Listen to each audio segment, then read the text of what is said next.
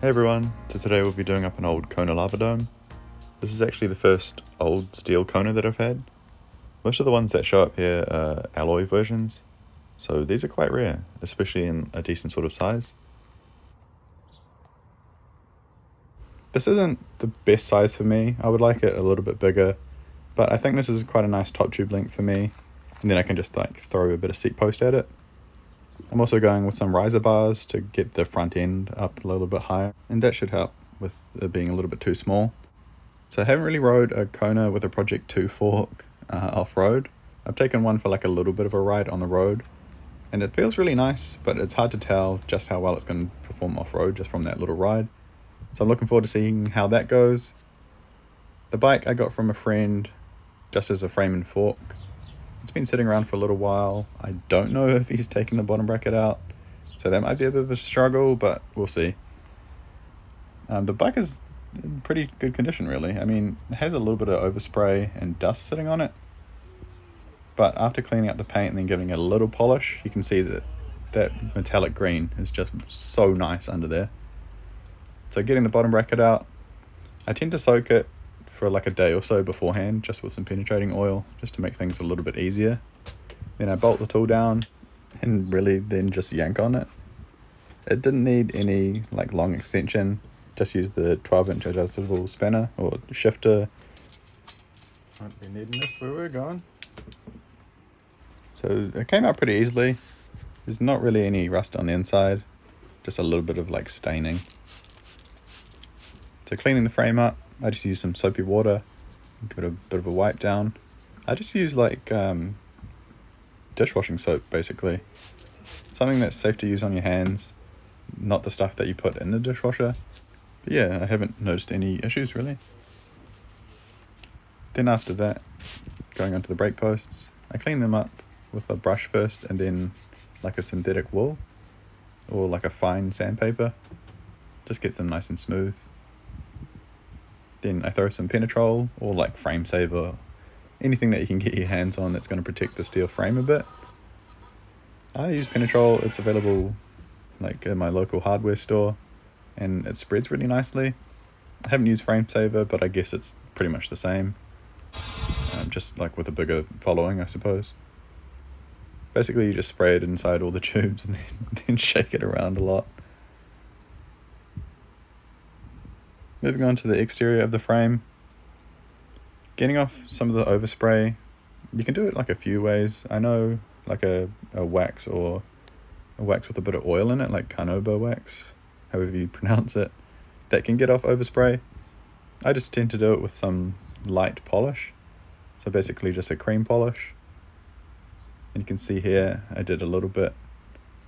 So just to the left of the screen, you can see that I've polished it, and it actually cleaned up the paint really nicely as well as getting off all the overspray. So that's it there, just quite a mild cream polish. Soaking this in for a little bit and then polishing seemed to work better than just polishing straight away. I guess it sort of softened it a bit.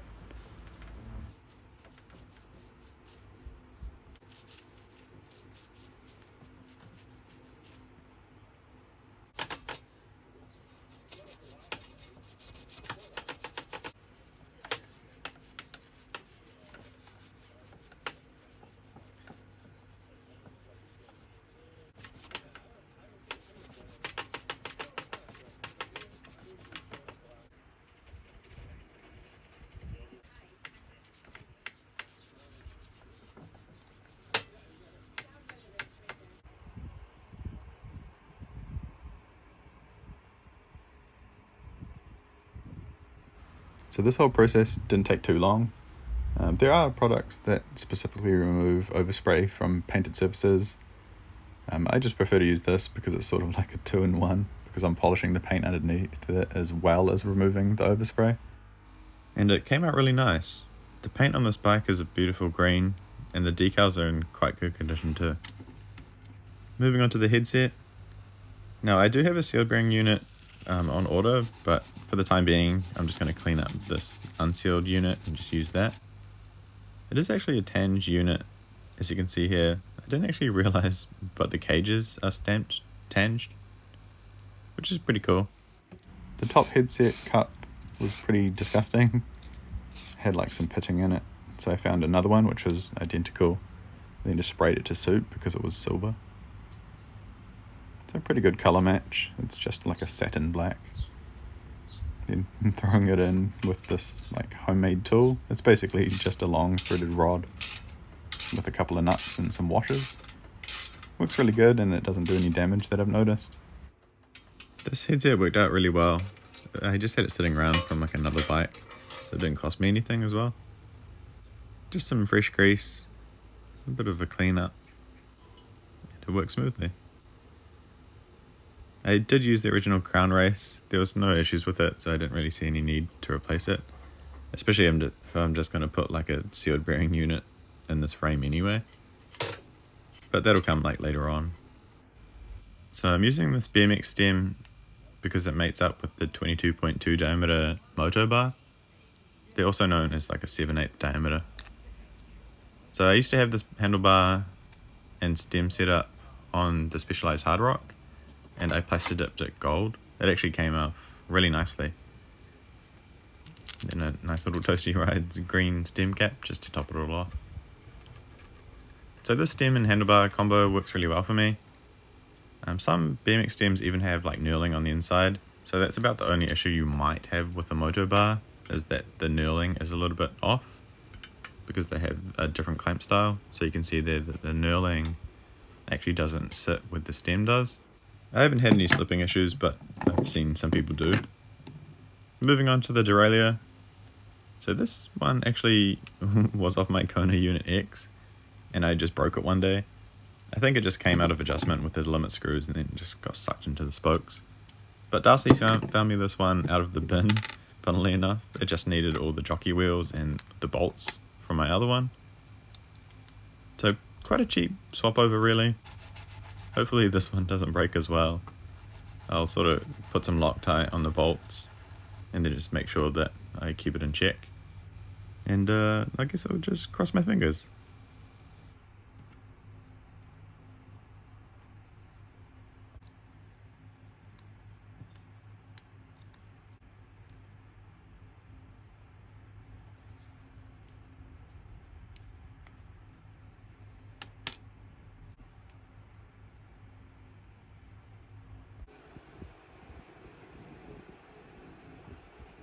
So this is the crankset that I'll be using. I do have a 94 BCD chainring to go along with this. So unfortunately this STX crankset, although some of them do have a traditional spider, this one doesn't. So I'm going to have to chop up the middle chainring just so I can use that 94 BCD bolt pattern. So I was just going to chop it down, and then I thought it would be a bit stiffer if I just cut the teeth off and then sort of use that behind the 94 BCD narrow wide chainring that I was going to use. Cutting the teeth off, it only took a few seconds to chop through like each one, so just a couple of minutes really, and filed that down a little bit. Didn't actually look too bad behind the chainring as well, and I could like paint it to sort of contrast the colours a little bit too. So just making sure that the chain wouldn't actually contact the sort of adapter part. So shifting was going to be taken care of by this old Dior, it's actually a 6-speed Shimano Dior MT60, and I'll just use this in friction mode. I do really like using friction shifters. I just didn't know if this would pull enough cable to work with the SRAM derailleur, because I know that they have a different pull ratio. So the 12-speed cassette fits on a regular 8-speed hub, which means that it's about the same thickness as an 8 or a little bit wider than a 7-speed. So I might have to do some kind of wizardry to sort of get it to shift because of the SRAM to Shimano different pull ratio nonsense. But we'll tackle that later on.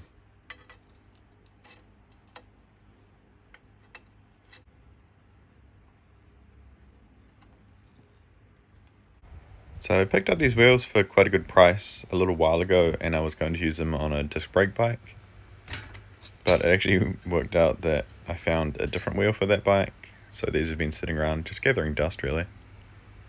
They are a disc brake hub, but they've got a rim brake rim on it, so it could really go either way. And quite a nice XT hub, So this is a 9-speed system. The front was in quite nice condition, like it ran smoothly, but I just wanted to pull it apart just to make sure that the grease was fresh. Just make sure there was no pitting in the cones either.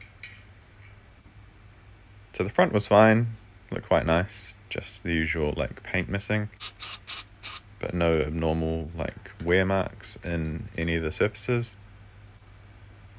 That went back together pretty easily, just some fresh grease.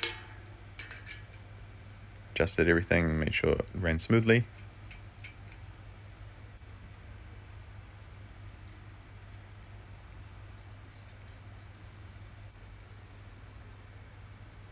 For some reason, my cone wrenches didn't quite fit in it perfectly, but it did spin smoothly.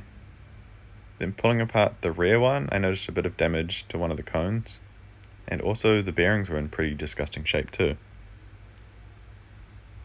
So that's not how you want your balls to look, with a bunch of rust all over them. And you can see here, just as I rotate it around, you can see a bit of the pitting I was talking about. So this just makes the hub a bit rough. So luckily I actually had the exact same hub spare. It was sitting attached to like a 700C touring wheel. And it's in really nice condition, so all the internals are pretty much mint. So I just swapped those over, and then sure enough, the hub spun nice and smooth. And just select the tyres on. So that 700C wheel, it had like rusted spokes that I've been meaning to build for a while, but I just haven't had the bike to put them on, so I just haven't rebuilt them. So I have to find some other cones for the 700C wheel, but that's okay. So I really love these Super Yummy tyres. They're pretty good off-road. I prefer the feel of them through corners than like the Panaracer Smoke Dark combo. They don't look as old school or period correct, but that's fine by me. I prefer like the nice handling of these. They're not as great through mud and stuff, but they're great like all-terrain sort of XC tyre. And they do perform pretty nicely on gravel and even on the road as well. They're certainly faster and less noisy than the Smoke Dart. There's not really many options in the 26-inch world, but these are pretty high up there, apart from like, you know, the Compass and that sort of tyre. So 12 speed, chuck that on, then put the derailleur on, just making sure that everything like clears properly as well after that. Yeah, sure enough, looks great. I actually quite like the Sunrace gearing steps of this cassette. Then moving back onto the chainring, so just bolting that all together. I actually had like the spacers a little bit mixed up at first, but then I found the right ones, just so that the chainring would sit flush with the crank arm. So here you can see that strange bolting setup of the STX crank arm. So some of them are different and they just have like a regular spider, but this is the bolt together chainring setup. Just have these nice little crank caps as well. So these act as like a self-release system, so you don't need to use a crank removal tool. Just a nice handy little feature. So they're to screw in. I don't use any grease on the threads because sometimes they can end up undoing when you're trying to pull the crank arm off. So just make sure that there's a little bit of play there. Then making sure that you've got a lot of grease in your bottom bracket threads. Not too much though, because that can cause issues in itself. But you just like put grease in and then push it in hard so it sort of spreads around. So strangely enough, I had an old UN72, which is quite a nice bottom bracket. They tend to run smooth for a really long time. It was nice short width, which would help with getting the chain line right. That's one of the good things about square taper bottom brackets and cranks, is that they have quite a range of chain line, so it's quite adjustable in that sense. They are a bit weaker than Holotech 2 and that sort of thing, but for most of my riding, the square taper is great crank and bottom bracket setup.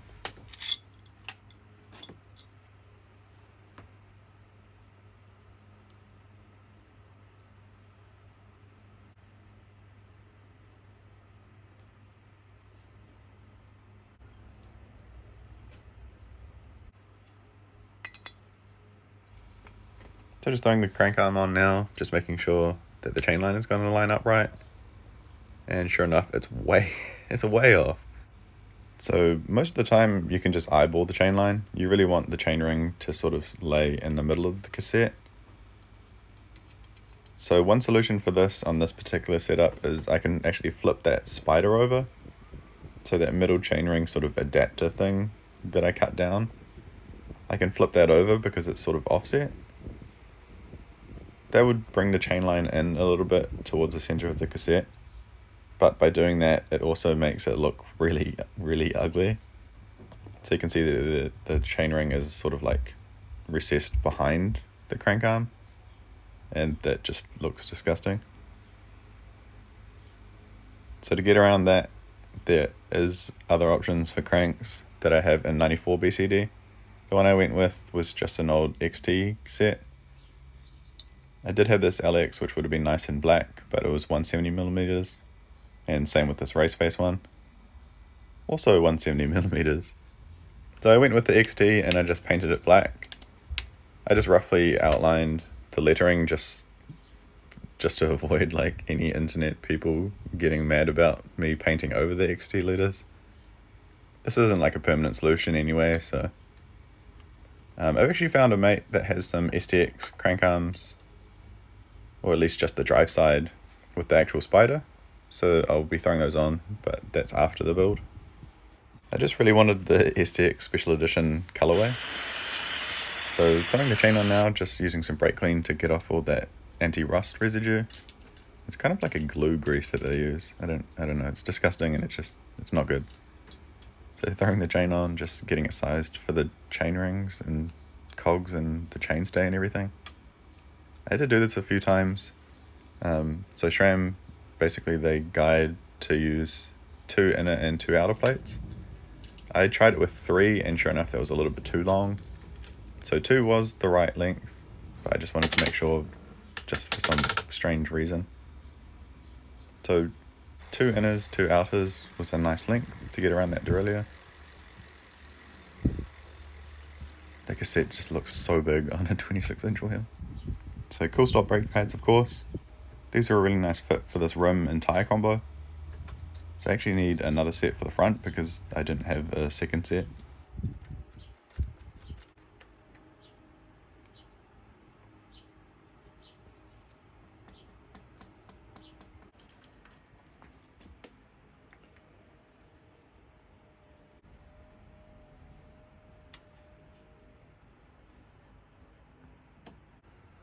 So for brake cables, I wanted a green cable, but nobody really makes like a green that's similar to the frame. Most of them are like a lime green. So I use these S&M cables, which is a BMX brand, S&M bikes. So these are a nice compressionless or linear brake cable, which just feels a lot better than the regular coil wound cable. So it's kind of like an olive color, which I think it would look better than the lime green colors of the Jaguar cables and everything.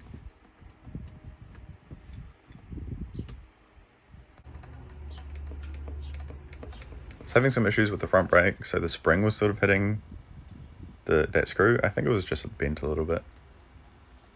I've never tried these grips out, but I saw them on Blue Lug when I was ordering some other stuff, and I just grabbed them because I thought they'll come in handy at some point. After using them for a few rides now, I can say that I don't really like them. They're a nice thickness and everything, but I just don't really like the lines. So when coming down like little bumps and stuff, sometimes the line sort of creates like a bit of a pressure point.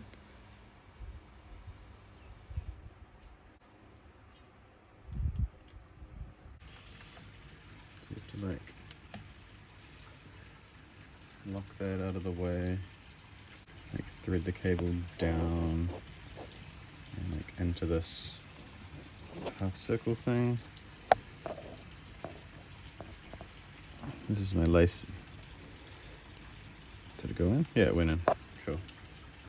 So I started off by mounting the shifter cable as you would normally, but that didn't work. So I tried a couple of different routing systems, and this actually ended up being the best to get the most throw out of the shifter. So I did have to use that cable tie to sort of hold the cable in place, because when down or when upshifting, the cable would pop off because it's obviously not routed correctly. But it does have a bit of a guide there. So just that cable tie helped it that little bit, for a bit of tension. I haven't had any issues with it since, so it's been working great. So this is the thummy all disassembled. They're pretty simple to put that back together. They can only really go like one way. This is the little part that you have to modify. So this basically just removes the limit. So you can see here, I cut that little nub off. So this really just allows the shifter to move around the shifter body a lot further. So it can almost swing back around and hit itself. The only other mod I did was remove like that little index nub. So to move it from index to friction, I just cut that nub off, just so when the shifter moves around it doesn't hit it. But after I cut that nub off, I could shift through all the gears. So I think you had to do that modification because it's a SRAM derailleur with the Shimano shifter. It might be different when using a Shimano 12-speed derailleur, but I don't have one to check, so I can't really say. So here I'm just shifting between two gears just to show you sort of how sensitive it is. It doesn't feel hypersensitive to me, and I'm used to friction shifting like 7 and 8 speed setups. So really nice. It's nice and smooth. So moving on to the seat post situation. I'm not really a fan of rigid seat posts, so I got a dropper post. I was going to use an old school height right system, which is basically just a spring that allows you to drop the seat post. But because this Kona has like a reverse seat clamp setup, it wasn't going to be ideal. So just making sure that the seat post would actually go into the frame enough to be safe. Sure enough, it does. Choosing the seat, I didn't really know which to go for because I don't really like turbo saddles. They just don't really sit well for me after about 30 k's or so. So I had this Kona seat, which is actually a WTB seat, sitting around off my Kona Unit X. It feels okay, it's just not great after about 40 or 50 kilometers, which is quite a long distance to ride off-road for me anyway. So that's okay. And it's pretty much brand new as well, so it should look quite tidy on this bike. So just throwing the dropper post in, it was pretty much all set up from the previous owner. I got it second hand for about 140 New Zealand dollars, which is quite a bit cheaper than they are new, and it's like in pretty much new condition. I don't know if he used it, but it was all set up. So the seat post is a Brand X dropper, so it's their CX version, which is 27.2 millimeters. I've used a few of these Brand X droppers over the years, and they've all been great for me. I haven't actually had one fail. The most I've had to do is like pump one up. But apparently you can service them at home, so they're a bit more accessible than the RockShox system as well. So straight away testing out the lowest gearing. It's just ridiculous. This gearing on a 26-inch wheel is just incredibly low, even with the 36 tooth chainring that I used. I would normally go for a 38 to get like the top end, but because this was an off-road build, I want it to be just a little bit lower, even though that 51 or 50 tooth cog is just stupid low. So going on for a bit of a test ride now. The first part is on some gravel and then through some single track. And then later on I go through a little bit of a steep section, but that's in a different spot. So this is in Ambury Farm, which is in like Mangere Bridge area in Auckland. And the second part, which you'll see later on, it's in Te Tarangi, which is pretty close to where I live.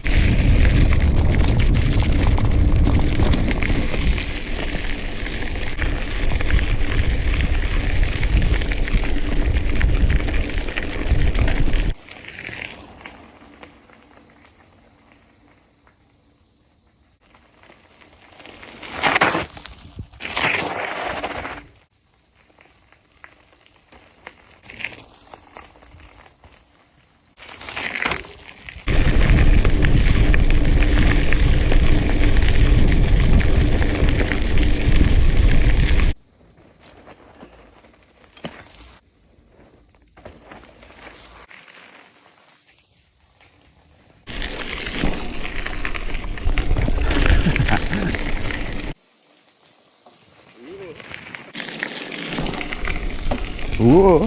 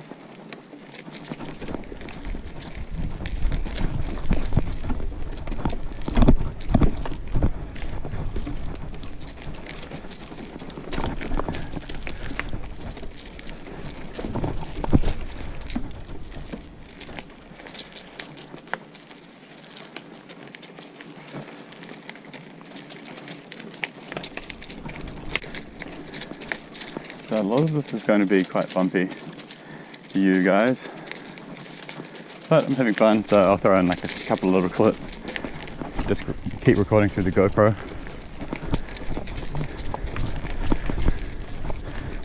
But I don't really want to jump off and keep filming, but I'll try.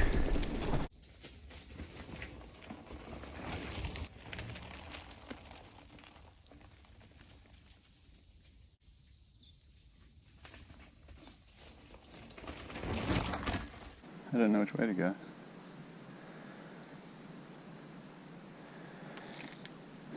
This way?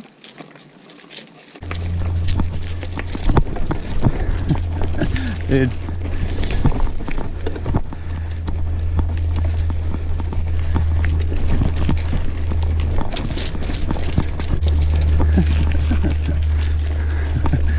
This bike is fun.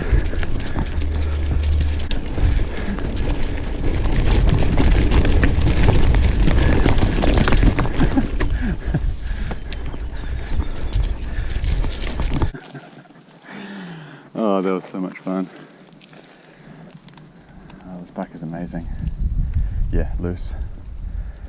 I'm guessing it shifted back, so I'll tighten the front more. So if you're seeing this clip, it's because I just went through some bumpy stuff. It was fun as, like, just using the friction shifter to like adjust the speed basically. Bumpy, I didn't adjust the rear tire pressure. The front is kind of a little soft and the rear is quite hard for riding on gravel.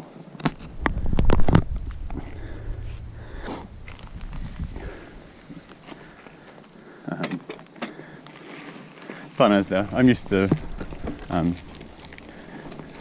like bumpy.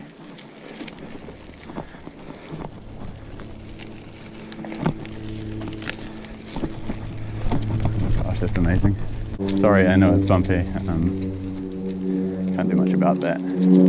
I need to get a nicer GoPro so it sort of stabilizes it a bit, but I am riding a rigid bike on quite bumpy trail, so sorry about it.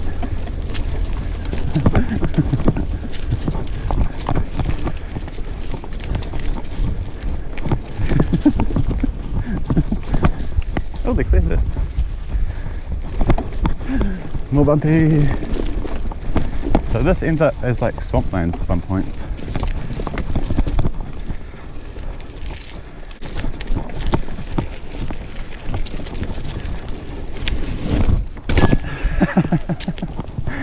We'll take a video of that. It's too much fun. I had to go back a second time. Or third time, I guess you'd call it. Like, it's barely even anything.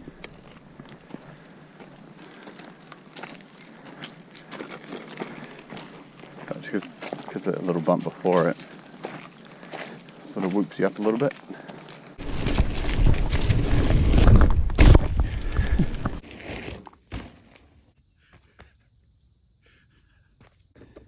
This bike is amazing.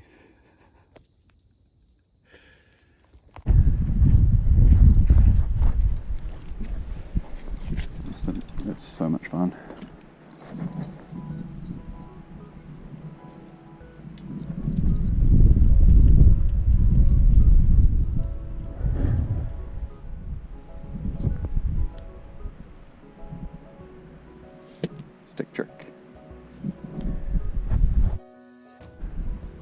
How good does that look though?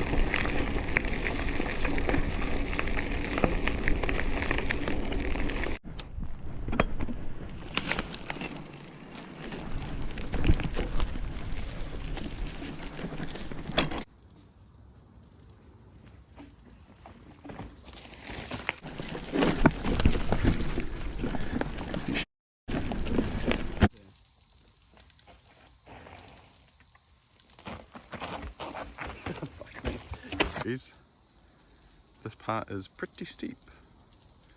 Then that little drop there into like the roots and stuff. I just don't want to put a tire on.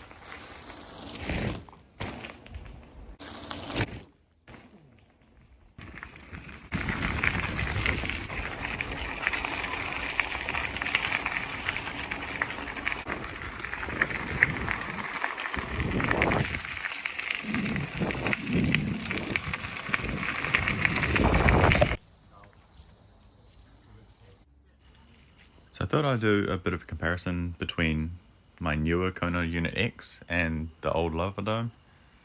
So the Unit X is a large, which I think has about a 61cm effective top tube.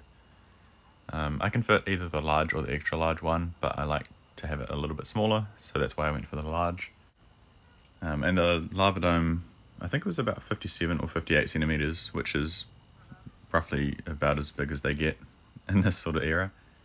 I do have like a 59 and a 60cm top tube old bike, but they're pretty hard to find really. So the bike itself ran really nicely, and the trial speed was just amazing up hills, as you'd expect. The P2 fork was fun off-road, and I'm so stoked to have this Kona of this era, finally a steel one and like a decent size. So thanks for checking the video out. I'll have more coming up soon, and I'll see you then. Bye.